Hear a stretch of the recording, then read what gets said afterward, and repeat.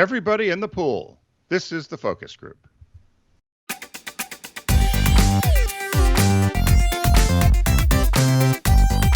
They're all business, except when they're not. It's the focus group with Tim Bennett and John Nash.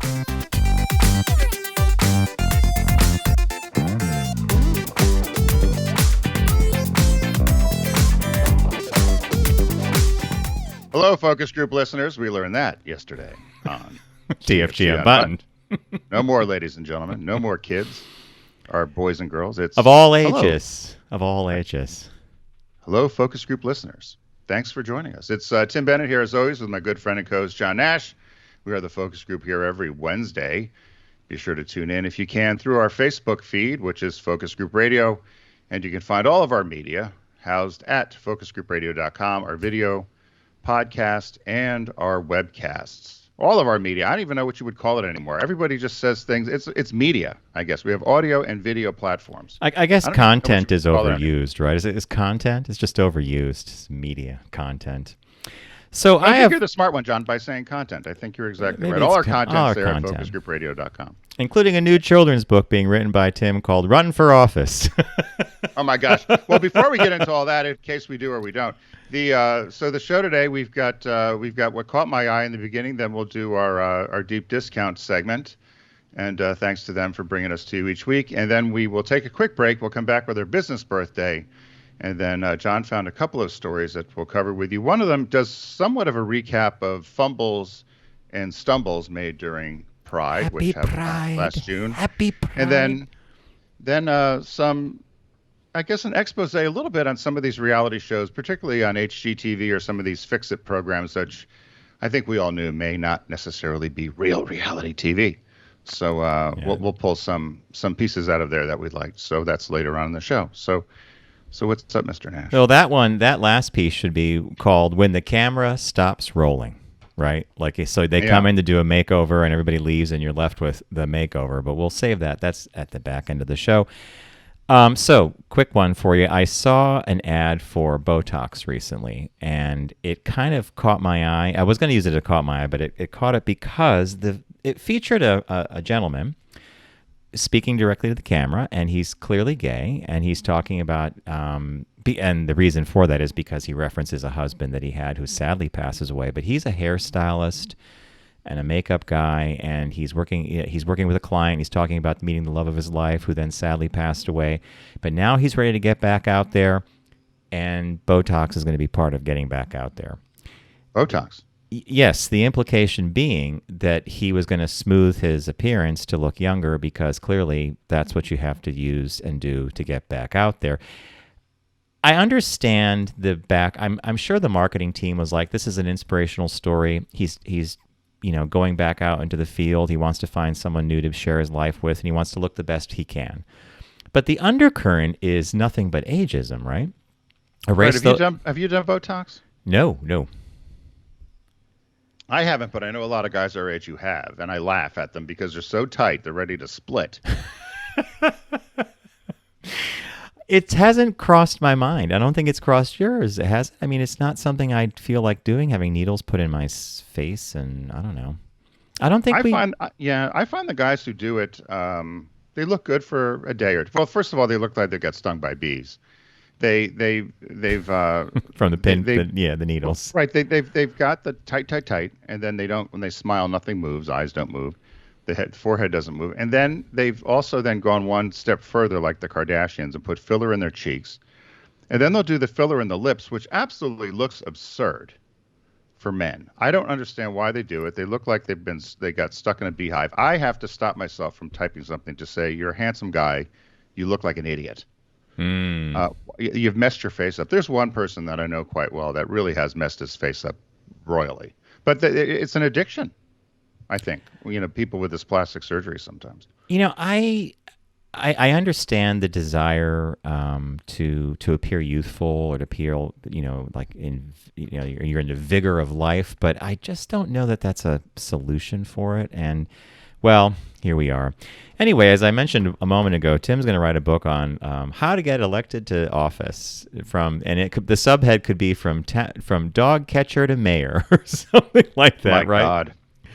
Because I think I bit off more than I can chew down here in Rehoboth. I'm running for commissioner down here. It's a volunteer position, and you would think I'm running for a U.S. senator. I mean, it's quite busy. I did a meet and greet on the I did a meet and greet juice gathering on the front lawn on Saturday. Right. How was the weather the for that, by the way? It was nice, but I had to stand in the blazing sun, and you know me, I hate the heat. That's why I questioned how this was. Yeah. And I answered a lot of questions, and then everybody told me I did well until a day or two later. Then I had all of the emails that came in. That let told our me what I should have listeners said. know some of the feedback, especially about telling the truth and talking too much. Yeah, I was too honest, and sometimes maybe said too much, and I should avoid certain issues.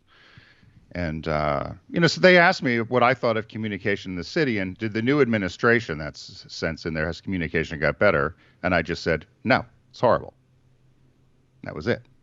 I think it's an interesting thing. If you win, I think you'll have an interesting experience on the. And is it for a year? Is our commissioner is every 2 years? It's 3 years. So it's a 3-year gig. Okay. Woof. Yeah. At least with my co-op board, I'm on the ballot yearly. I just got reelected by accident because no one else ran against anybody on the board because they're not crazy enough to volunteer their time to take care of these things like building issues, new doors, elevator repair, whatever. But there is something that's bothering me a lot, and I think I need your advice on it. There's a restaurant that I go to all the time. And it's a very popular restaurant in town. And I asked them if I could put a sign out. Now, some restaurants do not put allow signs out because they want to support every candidate, or they put all the signs out. And I get it. You support a certain candidate. Well, this restaurant I go to all the time. They know me. I'm friends with the people. And I asked to put a sign out, and they said, "Oh, sure, we'll ask." And I never heard. And then they put the sign out of a trumper. Now, these are 2 gay guys. Or 3 gay guys that own this restaurant. So they put the sign out of a trumper and then another older gentleman. So they said, "Oh, you can put your sign out." So I put my sign out. My sign the next day disappears.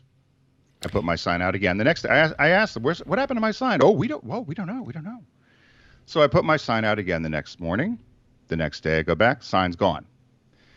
I go there for happy hour with a bunch of friends, Mark and Carl, you know those guys. Mm-hmm. Sign's gone again. So the sign's been taken 3 times in 1 week.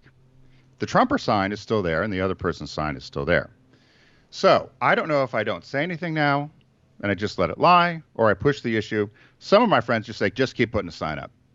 Now, I'm in that I don't category. think the restaurateur's taking it down. Neither do I. Or somebody's stealing it. Or just, if you do want to support the other candidate, I'm a big boy, just tell me. Hey, you know what? I know we told you could put the sign up, but one of the other partners made a deal with so-and-so, and they don't really want to support you. That's fine. I don't know why it's bothering me so, but it is because I eat there all the time. Yeah, I don't think the restaurant's taking it down. I think they're giving permission for everybody to put it up, but I think somebody, and maybe it's just me, maybe it's the Trumper candidate, the one who support, make Rehoboth great again. Yeah. I love how she denies she's a Trumper, yet there's pictures on her Facebook at the inauguration. What else could you be? Yeah, if you're at the inauguration. I suspect that a overzealous campaign worker for maybe one of the other 2 is just removing it because you're the new kid on the block. Yeah. Is there another place around the restaurant you could put it that would be a little sneaky, more surreptitious? Well, I'm thinking. I actually thought of hiring an airplane, flying over the place. I don't know. I'm thinking of all kinds of things. I don't know. I don't know what I'm going to do. I thought of bringing Aunt Barbara down, hosting a party across the street at the competing restaurant. Oh my God, that would be see, folks, all listeners, pay close heed. It's a volunteer position. It's for 3 years. It's driving them crazy, but you're gonna pull out all the stops to get those votes. And Spike's gonna host a yappy hour. By the way, Spike is one of my favorite campaign helpers because you did a Facebook post recently where he was on the left. I think Spike says vote for Tim or something. Yeah, Brian. So Brian from AdMark 360. A lot of our listeners know Brian. So Brian's got the campaign posters made for me and has been helping me out with some of the printing stuff. So he grabbed a picture of Spike and says, vote for my dad, Tim Bennett, which was hysterical. Paid for by Spike. Yeah, picture of Spike. And that was one of the best lines in the thing. Paid for by Spike. Yeah. Well, because that's a Delaware. Yeah, I got to pay. Paid for by who? The whole thing's a little bit crazy, and I know a lot of people listening from Rehoboth. I'm excited. I hope I win. There's 4 people running. I'm the new guy. It's a long shot, but we'll see what happens. The election's August 14th, John. So stay tuned. If you do an Aunt Barbara thing, I think we should do what we wanted to do originally, and that was during the Sea Witch when we were standing in front of, was it the Sandcastle? Sandcastle. The only 2-star hotel in Rehoboth. They could, in fact, you have to be careful now that you're going to be commissioner. Everybody's equal. It's a good property. But as Mr. Candido said, you got to eat at every restaurant in town, have a beer at every bar, right? And knock on every door, and everybody's your friend until they're not, and then your friend again.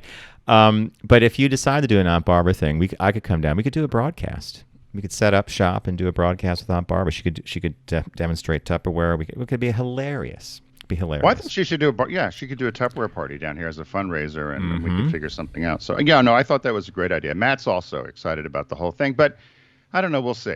Listen, I don't know. We'll see what happens. Maybe when I run for Senate. There you go. I like that. We were hoping because Bennett for Senate rhymes better than Bennett for commissioner. Okay. So what caught your eye this week? What caught your eye? Here's what Tim and John found. It's a dog story.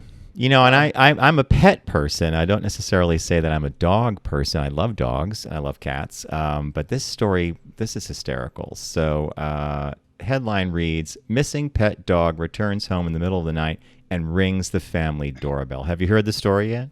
No.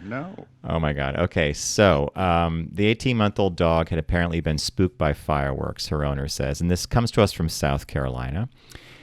Mary Lynn Whitaker, spoke with Fox News and explained that her dog, Raja, got spooked by fireworks and escaped from their backyard in Greenville. She explained that since the dog is such a fast runner, she and her husband had no idea where Raja was or how far she could have gotten. For 7 hours, the worried couple searched for the dog but could not find her.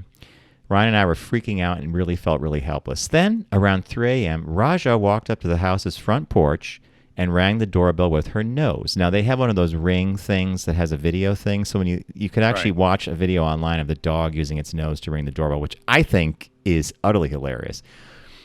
She said Whitaker had no idea how the dog, Raja, learned how to do this. She said that she and her husband hardly ever have to use their own doorbell, so she's not sure when the dog would have seen somebody press it. Now, that part fascinates me a great deal. Since Whitaker works from home and the dog spends the day with her, she probably hasn't seen anyone use the doorbell through the window. While the dog was perfectly fine, she did bring back some evidence of going on an adventure. She had thorns on her and seemed to have rolled in poop. She's an 18-month-old puppy. She is now safe at home, but she does get spooked by fireworks, which I think a lot of dogs do. But yes. There you have it. And where does the dog even figure out to ring the doorbell? I mean, that's, to me, when I see pets do amazing things, I really just love that stuff. Did they, did I miss, so how long was the dog just gone the night, or did he go away for? 7 hours, roughly 7 hours. Okay. It's funny, I had, Trixie, and she had died last year. But when she was little, and I don't know where she learned it from, but she learned how to knock on the door. Seriously? And never taught her anything. But all of a sudden, after I had her for a little while, and when she wanted to come in, she would take her paws and she would bang on the screen door. It had a panel, bang, bang, bang, bang, bang, bang, bang. And she had a little clock in her head. And the longer you would wait to answer it, it would go in intervals of 30 seconds, 25 seconds. She'd shorten 15 seconds. Yeah, shorten the bang, bang, bang, bang, bang, to the point where it was bang, bang, bang, bang, bang, bang, bang, bang, bang, bang, bang, bang, bang, bang, until you let her in. And I'm again, where she learned this behavior, I have no idea how and we used to laugh because I then would look down at her and watch her do it through the, she wouldn't know I was there, but she would bang, wait patiently, bang again, a little more patiently, and then until she, and then I had another dog that learned how to open the door to go out. Ferris. He figured out how to jump up and hit the door handle and get out. He knew how to and get out. Now he couldn't open the door to get in, but he knew how to get out. And it was the same sort of thing. Dogs could be, I guess they must watch and get it. I don't know. You're right, though. It is fascinating. I think they're hilarious. And when they do something so human, ding dong, I'm home. Well, they must have been delighted because they your were dog happy. Goes like that. And the fireworks, dogs do get scared. This time of year with the fireworks, it's horrible. Dogs get petrified and they take off. They hide, yeah. get scared. So that's a great story. And the dog rolled in poop. I have a poop story which caught my eye this week. I don't know if you saw this about My the God, CDC. after you sent me this information, I started looking at it, and I'm like, what?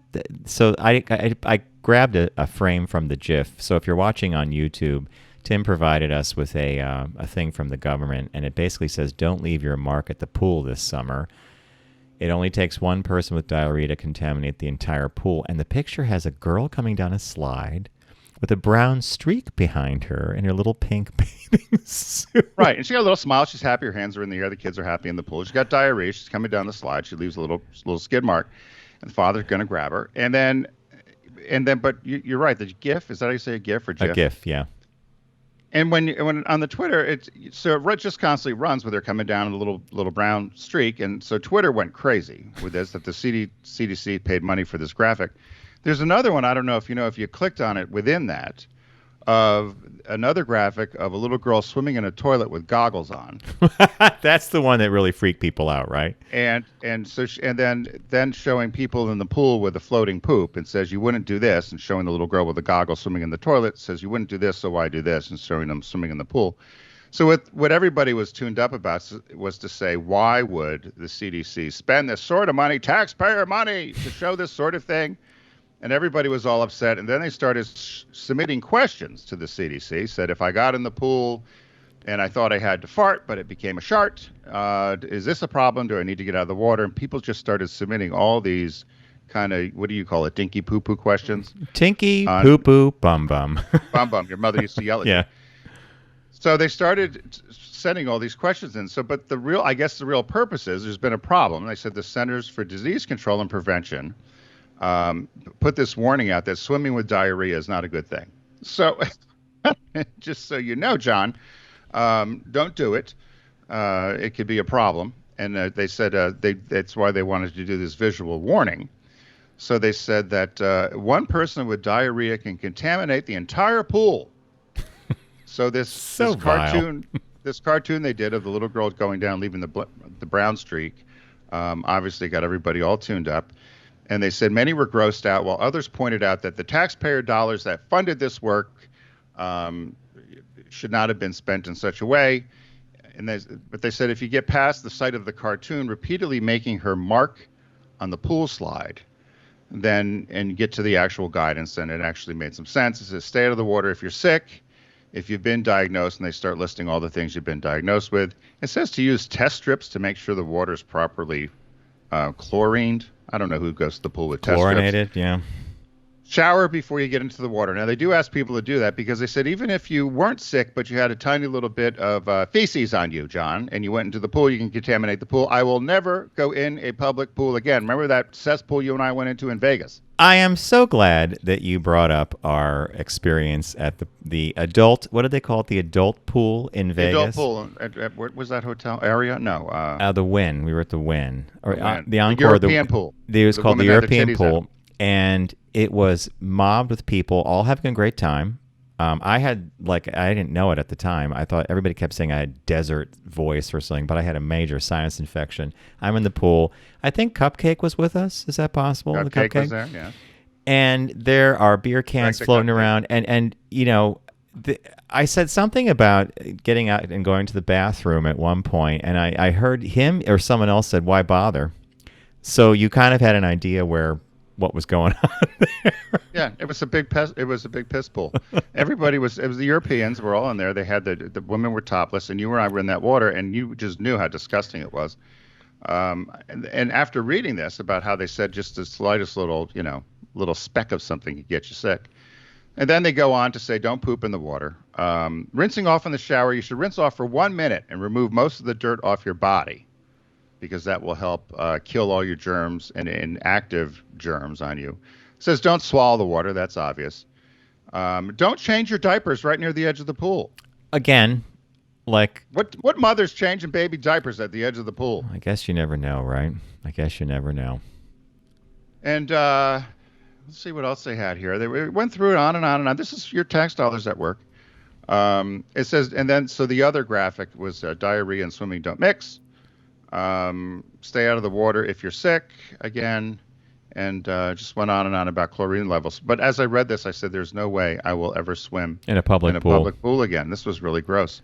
So, but yeah, if you go to Twitter and go to the CDC site, you'll see all these little graphics and the little girl swimming in the toilet and the girl going down the slide with a poop streak.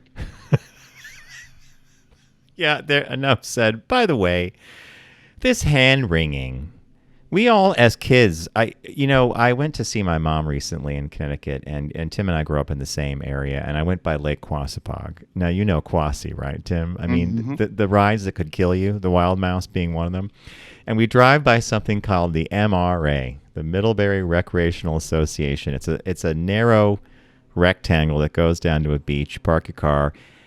It's part of the lake. We used to swim and play and do all sorts of things there. Who knows what went on in that water? It was a lake, right? The water was never crystal clear. So I don't know. I think this is a lot of hand-wringing, and I'm glad the CDC talks about it. But, was this a huge problem before? Who knows, right? No, I laugh about Quassabog because I remember one time my brother got sick there on the Spider or one of those rides, a scrambler, and typical again that time in the 60s, 70s. Yep. All they did is my mother's like, "Oh my God, he's sick," and all the little kids got sick because he got sick and threw up. All they did is as the kids got off the ride, old Joe that was there with a garden hose just hosed off all the kids soaking wet. No one wiped anyone off. You know what I mean? The kids got off the ride, and he's there with a garden hose. Doused all these kids. I know.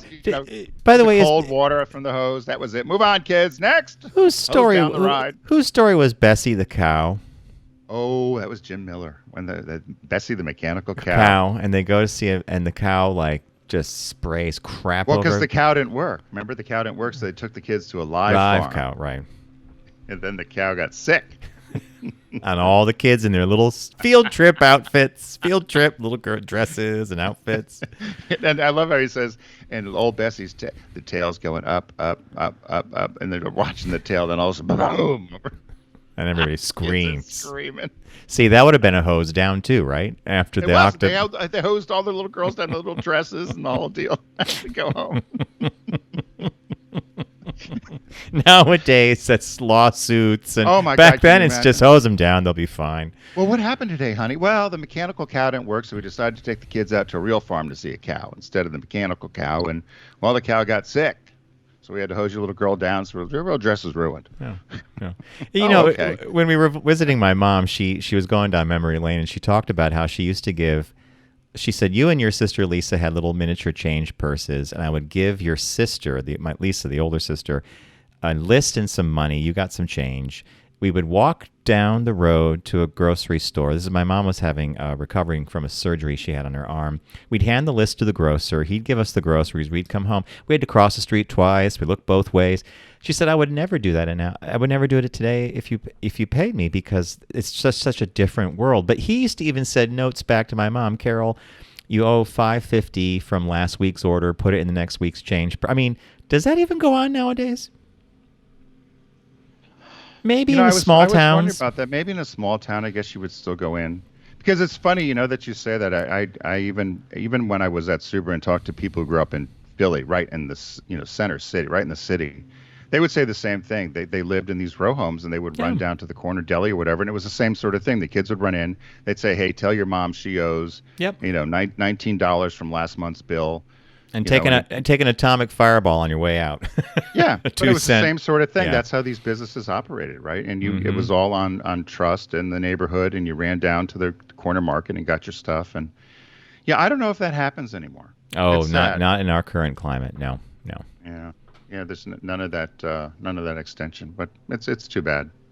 So, hey, many of you know that Deep Discount's a friend of ours here on the Focus Group, and we encourage you to go to focusgroupradio.com and click on the Deep Discount logo and start shopping away. Right now, they've got a Hollywood Golden Age sale going on right now, and that's movies from the 30s and 40s.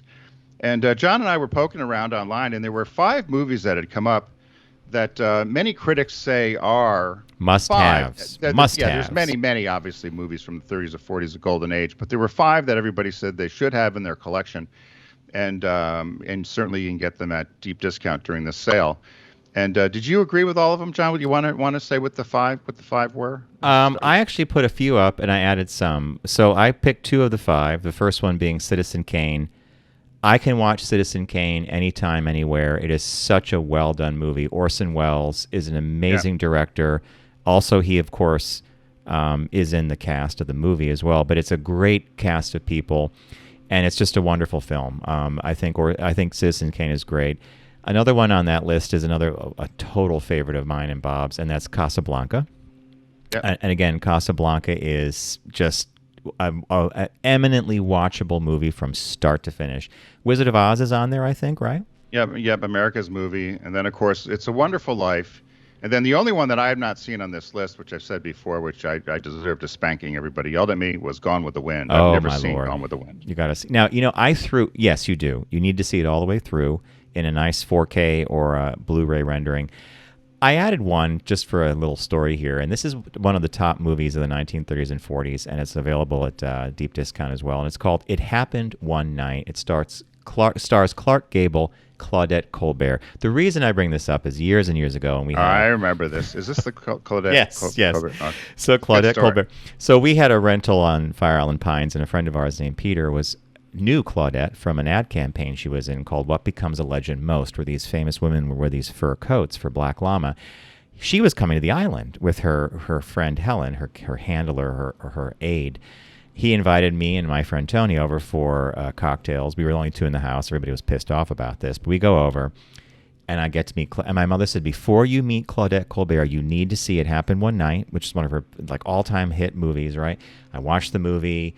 I had just seen another movie, a Star Trek movie. They connect in a second. So Claudette comes over and she's introduced to us, and we start talking. I said, Miss Colbert, I said, you sound an awful lot like Dame Judith Anderson, who I had just seen in the Star Trek movie. And she goes, really? She spins and walks away. That was it. She walks over to Peter, the host. There's an animated conversation, and he comes over and goes, who's the asshole that compared her to Dame Judith Anderson?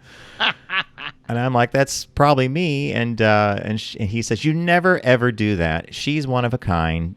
No one sounds like her, blah, blah, blah, blah, blah. Evening rolls along, and then Rex Reed comes, the famous old critic Rex Reed, and she sees him, and I'm still talking to my friend Tony. She walks right over to the 2 of us. She goes, you, and she points at me. She goes, you will be forgiven if you protect me from that horrible Rex Reed. And so we stayed with her for the rest of the night, and we were friends ever since. So I recommend It Happened One Night. And the new release Rex Reed used to always come in the Walden Books when I worked there. He was obnoxious. He used to he drove a candy apple red Mercedes convertible and would park it in the fire lane. He refused to park in the parking lot. He used to double park. Tim, did he live in Woodbury or Roxbury or something? I believe it was Roxbury. Okay. And he would come in and he would buy this kind of odd collection of magazines. And then off he'd go. But yeah, it's a sidebar. But hey, what's the new release this week? Another favorite of mine. Dr. Strangelove, or How I Learned to Stop Worrying and Love the Bomb, directed by Stanley Kubrick, one of his all-time favorites, all-time classics. It stars Peter Sellers in multiple roles. George C. Scott, Sterling Hayden, Keenan Wynn, Slim Pickens, who plays like a B-52 bomber pilot. He has a great little thing at the end of the movie, and James Earl Jones. So it's black and white. This is 4K Ultra HD and Blu-ray, which means this probably sparkles, and this is the way to see this movie, and I highly, highly recommend it. It came out in 1964 originally. It's an hour and a half. That's Tim's magic. Right, Tim? That's your magic number. You love that? Right, unless you're in Vegas. The shows don't need to be that long. So, yeah, the release this week, Dr. Strangelove, or How I Learned to Stop Worrying and Love the Bomb. And again, Peter Sellers plays multiple roles. He plays Dr. Strangelove. He plays the U.S. president. And he plays a British colonel on an air base. And each one is so different, but it's super well done. And, of course, it's Stanley Kubrick. So, to recap, folks, it's the Hollywood's golden age of the 30s and 40s.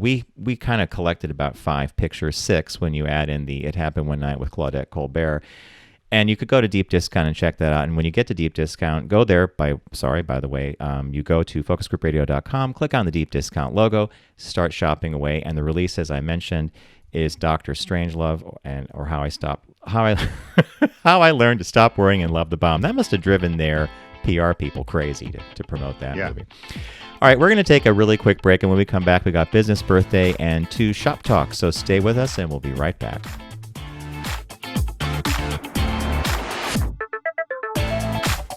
You're listening to The Focus Group with Tim and John. Learn more at focusgroupradio.com.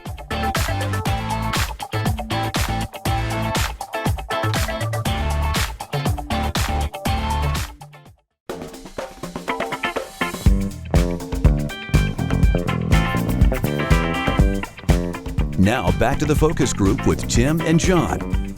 Available pretty much everywhere.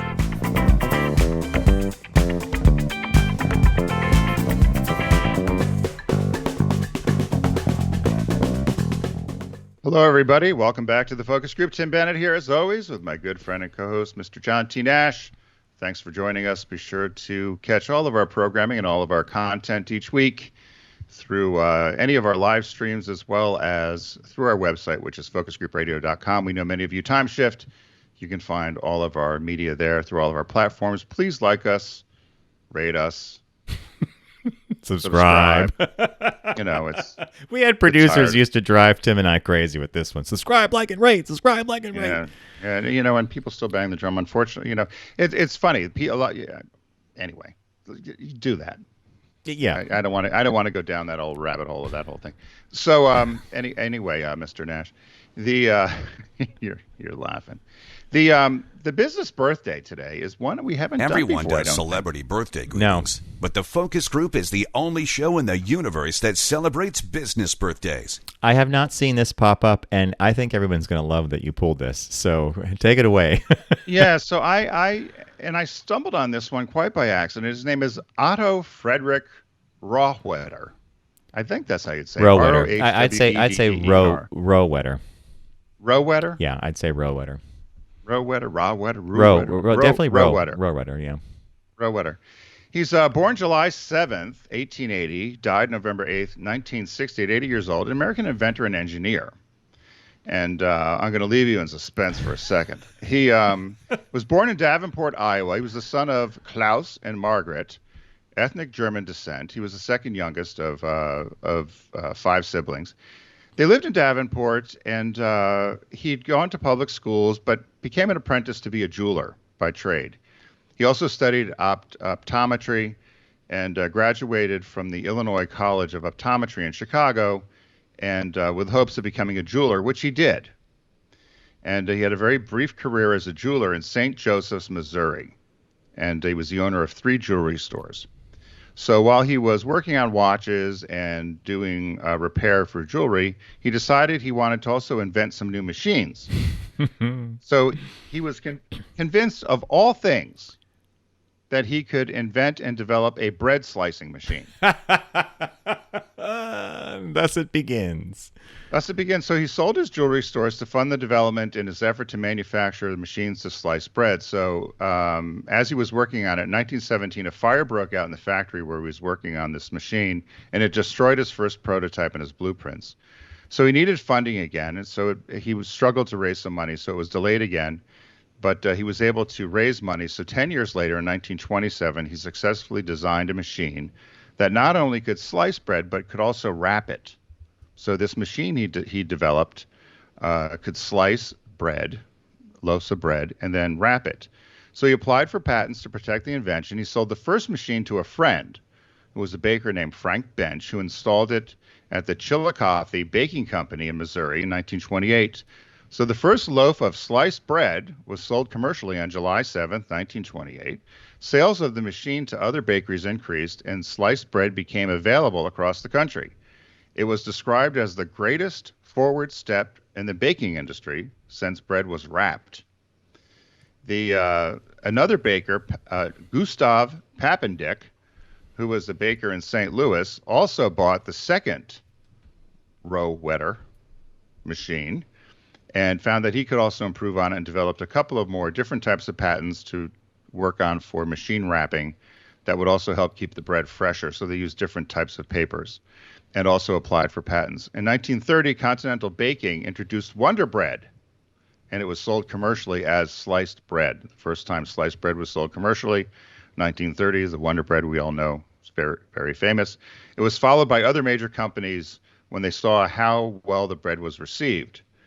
So by 1932, the availability of standardized bread slices had boosted sales of automatic pop-up toasters, which was an invention by Charles Strite. Which could only exist really because of the Sliced bread. Because of the almost the manufactured precision of the slices, right? They're always going to be a certain thickness. It's a cool business birthday. Right. So in 1933, for the very first time, American bakeries produced more sliced bread loaves than unsliced bread loaves. So he had sold his patent to Westco of Bettendorf, Iowa, and they ended up hiring him. He became a vice president, sales manager, and worked there until age 71 when he retired. And then the family had moved to Michigan, where he had died. He's buried in Albion, Michigan. Died in 1960. He had 7 patents on these bread slicing machines and handling machines.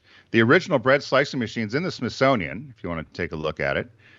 And so they say the famous phrase, "the greatest thing since sliced bread," only became possible as a result of his work. He revolutionized the baking industry, and it meant sliced bread became commercially available throughout the world. And quite frankly, Betty White is older than sliced bread. Isn't that something? Thank you for that. Betty White is older than sliced bread. Sliced bread. I'm sure she's happy to hear that, right? Bread. It's funny. I can't imagine. I guess we grew up in a world with sliced bread. It's pre-sliced. That's all there is to it. We can't even. In fact, the novelty of going to a bakery and buying a loaf of bread that you have to slice yourself is exactly that. It's a novelty. It's like, oh, I got to cut this thing. And there's a place, there's in the Reading Terminal in Philadelphia. You could buy the Amish do the full loaves, and you can take it and get it sliced. There is a bread slicing machine, though, and I'm always fascinated by watching it and how it goes through. But yeah, so somebody had to invent these machines. We're about 100 years behind, Nash. Well, 150 years behind. Nothing. Everything that's been invented has been invented. Everything worth inventing has been invented. It's been invented, right? I just remember in I think it's Moonstruck. Nicolas Cage lost his hand in a bread cutter. I lost my hand. And it was because he was absent-mindedly putting a loaf through and it took his hand off. I don't know if they do that. I guess they do, but yeah, no, I like this one because it's it's fun. I don't know how you go from making jewelry to think I think we need something for sliced bread. But that's a common theme of some of the inventors you found in past business birthdays. They'll go into a different area completely and come up with something new, right? Yeah, I'm mad at myself. There's a couple inventions that I have done well that I know you and I would not be sitting here doing this right now. We'd be counting coin. Like Two what? The first one is when I worked at Subaru. When I lived in the Pacific Northwest, I was convinced I would take sprigs of eucalyptus and things, and I would stick them in the air conditioner in the heater of the vents. And I said, if we could make some sort of capsule to put in there to freshen the car, so that when the air came out, it would smell. Well, of course, Febreze and everybody does this. 15 clip-on years later. Things for the clip-on vents. things. Yeah. I get angry every time I see them in the store. I have PSD when I see them in the store because I'm thinking that's my money. And then, right, I came up with it. Yeah. I think I did. The other one was a like the man groomer thing. It wasn't man groomer, but it was another version for men that have hair on their back. And I thought if somebody could do an extension shaver, I thought that when I was 18, 19 years old, and I thought somebody thought I was crazy. Well, and guess now what? They're all over it. They're all over. Yeah. And I don't know. I'm sure there's something else I thought of that we didn't do. The internet. Well, that one. Any of these apps. Yeah. Well, so anyway, I'm sure there's something you thought of. Good question, actually. Not that I'm losing sleep over. I could say that much. So the round beach towel. The round. I know a lot of people thought about the round beach towel. Now you put it down once, you don't got to move it to the sun. I never thought that's what you could do with a round beach towel. Okay. Right, you put it down once on the beach. You just have to move your body. You don't have to move the towel. One and done. You're done. Yeah. Yeah. So anyway, that's that. The our shop talks this week. The first one, John had found this. It was a recap. It said some of. Did this come from Vice? Yes, it came from Vice Media. Yeah. So it says some of the dumbest things that happened during Pride Month 2021. So we'd covered, actually we had a embarrassment of riches this Pride. There were so many stories. Mm-hmm. It might have been because of the event that everybody was out and about, and there were an awful lot of stories about Pride. So we had lots of good coverage. But this talks about they had gone through a number of different things that had happened, or celebrity, or companies, or things that had transpired during June. And they kind of did a list of what they thought were kind of the dumb things that happened during Pride Month, or things that companies had done. And they said that as they went through the list, and I was reading through it, the one thing that I will say before we go through the list, it said that and I'll do part of the preamble because then I had a response to it that I wanted to hear what your thoughts were about. It says, at the beginning of June, we highlighted a few brands that should take a long, hard look in the mirror before posting Happy Pride for likes, given what they do or have done for harm into the LGBT community. Obviously, though, these entities weren't the only ones who showed their asses over the past month, so we've done the critical service of collecting all of the cringiest, corniest, stupidest things that happened during Pride 2021. Just in case anyone thought the year off from IRL celebrating taught anyone a lesson about decorum or nuance. What was IRL? In real life. Oh, in real life. Yeah. Oh, see, Trust me, the acronyms get me all the time. I almost have to carry an Urban Dictionary around with me. So then it said Pride is always without fail eventful. Not only, it goes on. So my thought here in this is this as the opening, and this is why companies need to hire LGBT-owned agencies that know how to speak and reach the LGBT consumer. It's why large agencies that say we know how, we have a gay person on staff, or we have a person of color on staff, so we know how to reach the gay consumer or the African American consumer, and they end up usually stubbing their toe. And it's why media buyers that also say, we don't need a dedicated effort to reach the LGBTQ consumer because we're reaching them in the general market. And that's a flawed strategy as well. So, because I think all these companies that end up doing this, it happens because they're not talking to the gay consumer. I think they're talking at them. And so John and I have always said you need to hire agencies that specialize in reaching the LGBTQ consumers so you don't make these mistakes. I don't know if you still agree with that. I agree. I do agree.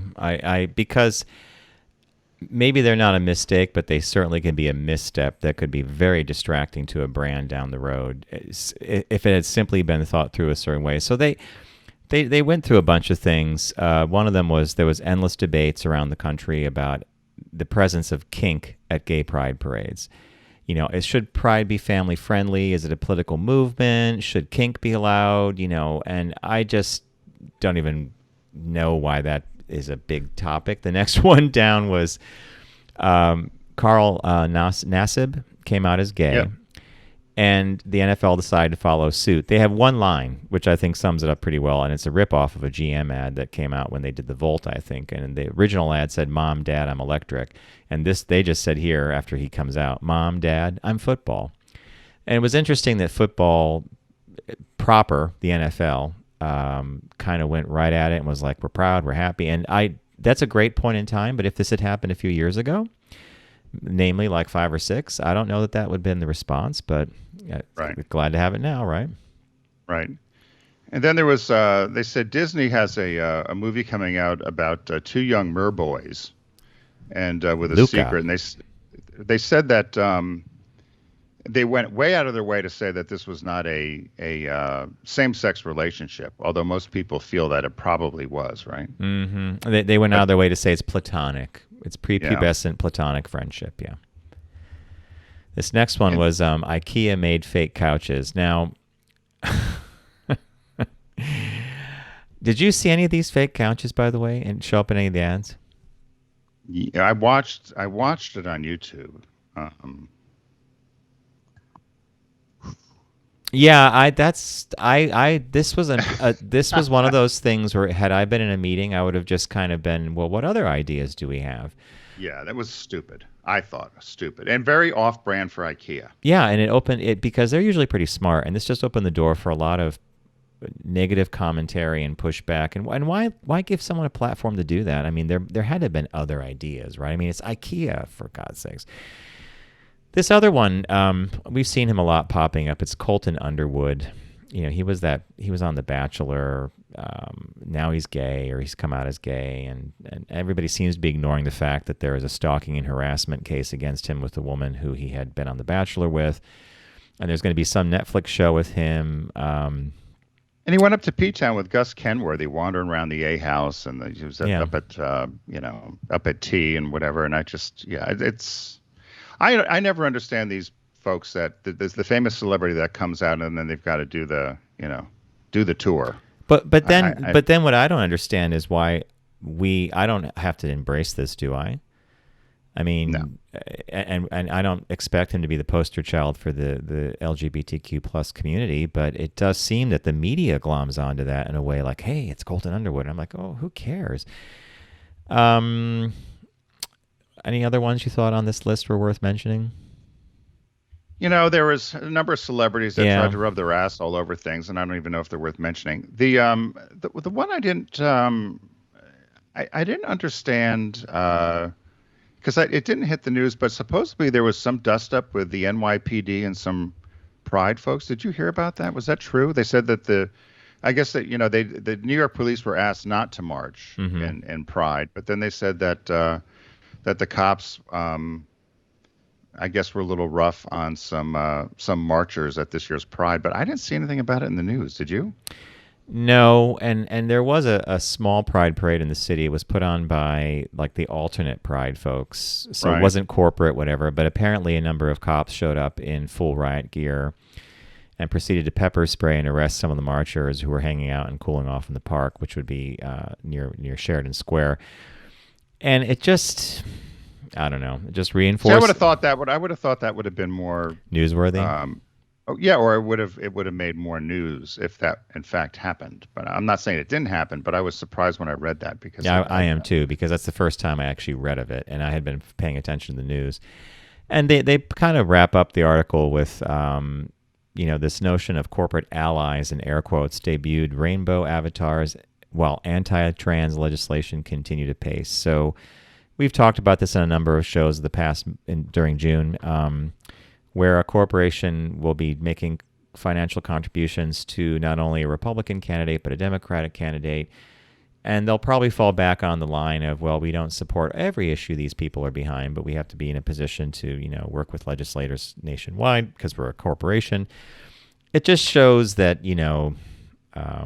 there's always something going on, right? Like, I mean, if the company really took a stand, I mean, they'd probably lose X number of customers and who knows what, but right. I'm not sure I look to the business community in corporate America for a lot of things. In some of these cases, I think it's a bridge too far, because I'm not sure you can pressure some of these legislators into not doing these anti-trans bills because they're speaking to a completely different base of people, right? Yep. Yeah. So that was kind of the Pride wrap-up, but I think overall the visibility around Pride was good. But I agree. There's obviously growing pains, and I think have a lot of these companies and a lot of these folks actually hired agencies that specialize to the LGBTQ community. A lot of these issues would not happen, and I think that's a lesson for a lot of these companies, that just because you have somebody on staff or somebody that works there that you run something by doesn't necessarily mean you know how to activate. Or they're an expert at all. Pride. Yeah. Yeah. This other one is it goes into the weeds a little bit, but it just essentially says the ugly truth behind some of your favorite Hgtv shows according to contestants. And so this was a story that was done about a number of shows such as either House Hunters or Fixer Upper. I'm trying to read through what some of the other shows would be, but some of your favorite shows on HGTV. I don't watch a lot of them. Neither do I. It's like Love It or List It, House Hunters, Beachfront Bargain Hunt, the America's Greatest Fixer-Uppers. And, basically the gist of the article is, and for example, in the one where it's like they give a house away on the show, many people often take the cash as opposed to taking the house because the house is going to have to be kept up. There's property taxes, this whole thing going on. And when it comes to the fixer-upper category, many people, when the cameras stop rolling and the lights are off, they are dealing with shoddy construction, and they have to go back and either sue the production company or try to, and they often they settle. There's a settlement, so we really don't know how it went down, but you could bet if there's a settlement, someone was wrong and someone was right, right?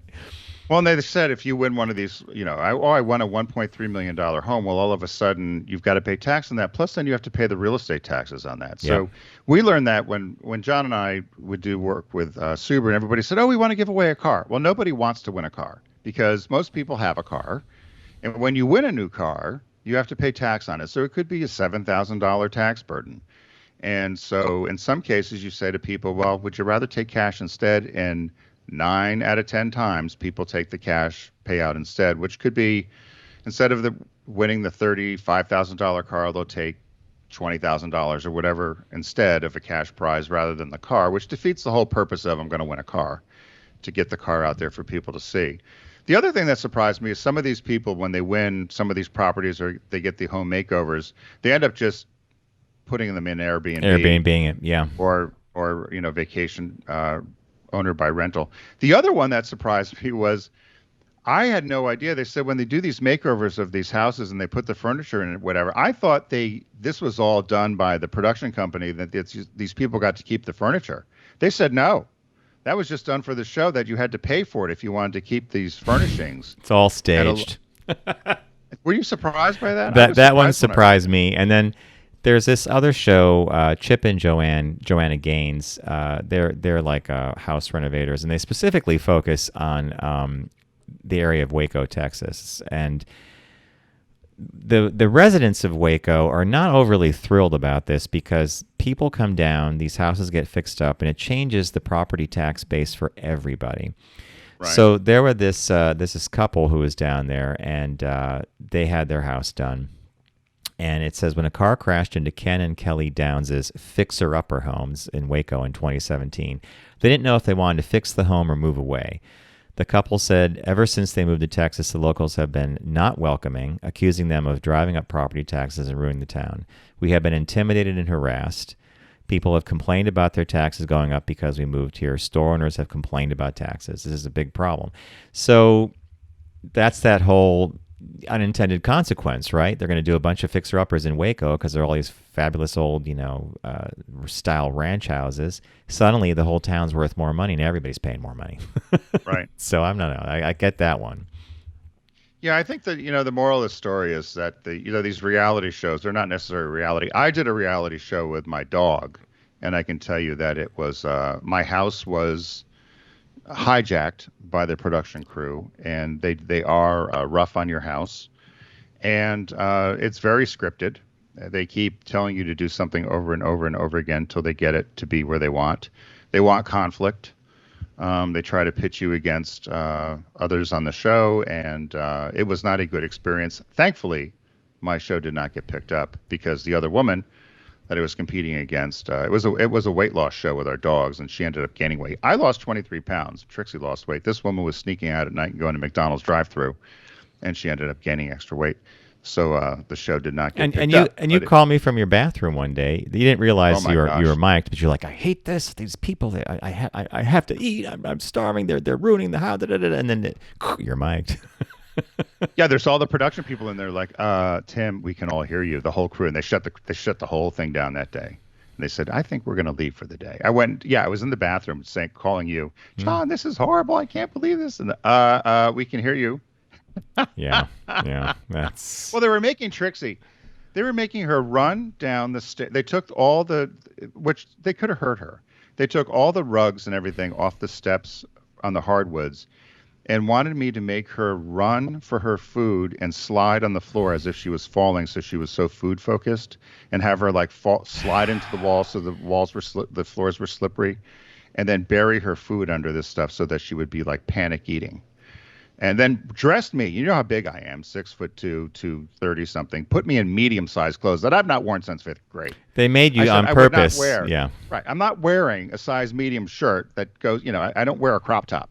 So that's not how I would dress to make me look extra fat. So, it was not a good experience. And I just found, we should watch it one time. You found the tape? I found the reel. Is it VHS or something? The pitch reel, yeah, that they were using to sell. You, I haven't had the nerve to put it in and watch it. I'm sure I would cringe. I think you should. And it was done. Let's see.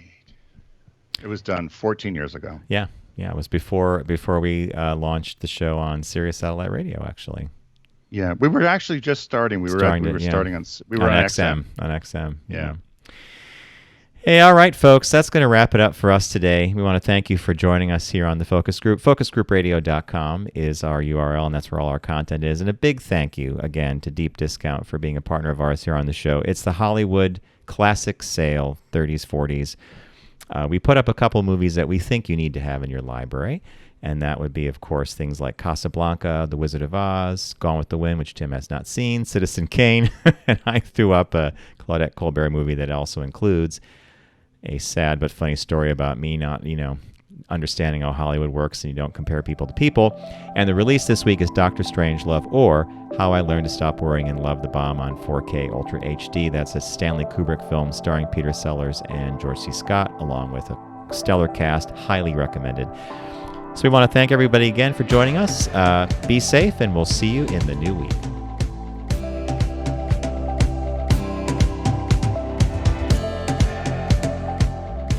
It's The Focus Group with Tim Bennett and John Nash. Accessible on all platforms. Subscribe, like, and rate us on your platform of choice. Learn more at focusgroupradio.com. That was a stunning focus group.